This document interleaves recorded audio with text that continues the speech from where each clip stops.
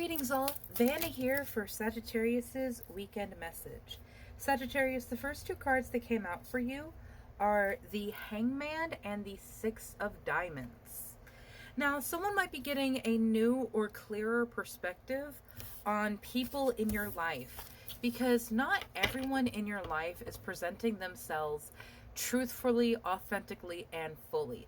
There are some people in your life that would try to take advantage of your gratitude and your generosity, how much you have to share and how freely you share it.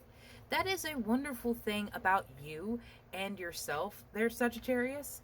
But it also leads to people very much feeling like they could pull the wool over your eyes. That this kindness is a mistake for naivety, and that they can trick you. Perhaps they have tricked you in the past. And something about that is being brought to light right now. Because, first of all, no one has a right to steal from your divinity, to steal from your glory. I saw a card in the pile that in the chunk that had flipped out, and I'm very curious to see if it comes out. Not the card that I was thinking, but it does resonate. The betrayal that you had felt with this Six of Diamonds, someone who was presenting themselves as a friend, someone who was presenting themselves as an ally, betrayed you, lied to you, and stole from you. And this makes you feel very, very reserved and cut off, like you cannot access that abundance that you used to. It's like they attacked your sense of wealth. What I mean by this is that each of us resonates on our own frequency in our relationship to money. A lot of us have a lack mentality relationship to money because we have always seen how hard our parents had to work to maintain the life that they had, or to improve their lives. How hard people work for the minuscule amounts of money that we get these days. It damages the relationship with money and abundance itself, because abundance does not mean wealth, it means plenty.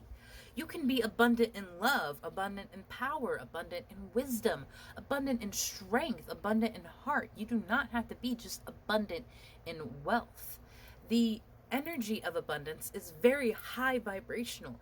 It brings in more of that abundance. It brings in more of that joy, love, happiness, and yes, money. The low vibrational energies that you have been in, that people have put you in, has a very different relationship with money. It is constantly being pulled from you. You can have all of your bills paid, but if you have money left over in the bank afterwards, you're going to find something to spend it on, because you feel like you have to spend your money, because that is the relationship that we've always had with it. Instead of saving it, conserving it, and ensuring it is there for an emergency, you go out and get yourself a meal of garbage food at McDonald's or Chick-fil-A. You go out and get a t-shirt that was way more expensive than the material it was made for. Our relationship with money is a problem. And also how people have treated us when we had that, when we did look like we had it all together, when we had what seemed to be stability. People would come in to try to take it, to try to claim it as theirs. And that has very much hurt you and made you very guarded, Sagittarius. Understandably so. Because this could have been coming from family. This could have been coming from best friends, a spouse. This could have very easily have been a spouse. Because, like, one thing that happens sometimes, if in the relationship it is not balanced, harmonious, or there isn't a discussion of, like, who gets what, who does what, there is an imbalance.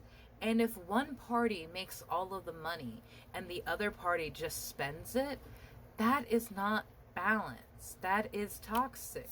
Just like this Six of Diamonds, when they're constantly trying to take from what you have worked for.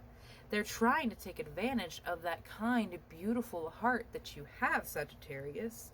And it has made you very guarded and wary with the Seven of Swords. Like, I have to be extra protective. I have to be extra sure that everyone here is meaning what they're meaning, that everyone here is true. And that creates division itself, because there's the feeling that people need to prove themselves, that people need to prove that they're not a liar, prove that they're not a thief. And that's not fair to the people that come into your life. Spirit brings in these people that challenge you, that hurt you, as exactly that. Challenges, lessons, things that you have to learn from. And it's what you do with the aftermath of that. Are you going to wallow in this sadness and frustration of, I let this happen to myself? Or are you going to learn from it and decide that that's not going to happen again? Are you going to take what you learn and ensure the next time that you start this, you're starting from experience? You're not starting over. Take a leap of faith on yourself, my love. You have learned so much through all of this. Yes, there may have been loss. Things may have been removed. But nothing that is removed can't be replaced by something better, by something greater. Yes, there are some things that are absolutely irreplaceable. Certain kinds of people that we love. There will never be that person again. But that doesn't mean you cut yourself off from all opportunities of love. And it doesn't even, and love does not mean romantic entanglement, just as abundance does not mean wealth. Love is love. Abundance is abundance. We came here to love. That is what I believe the collective human mission is. Yes, we all have our unique individual school plan, but on that graduate diploma, our soul will have is learned to love. And that also means learn to forgive. You have be open to receive, because there is something coming in.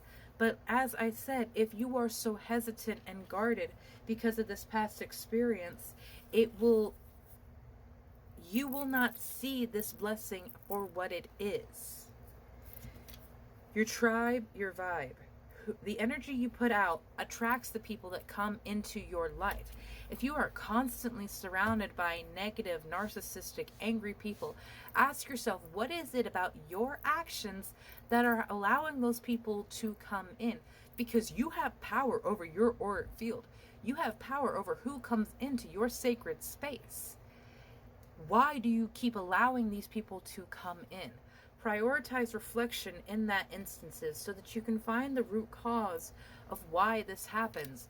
Learn the lesson and achieve the blessing from the situation, because there are both in every situation. Good and bad, positive and negative, whatever label you want to put on it, there is a lesson and there is a blessing if you are wise enough to heed it. Have a beautiful day, my love.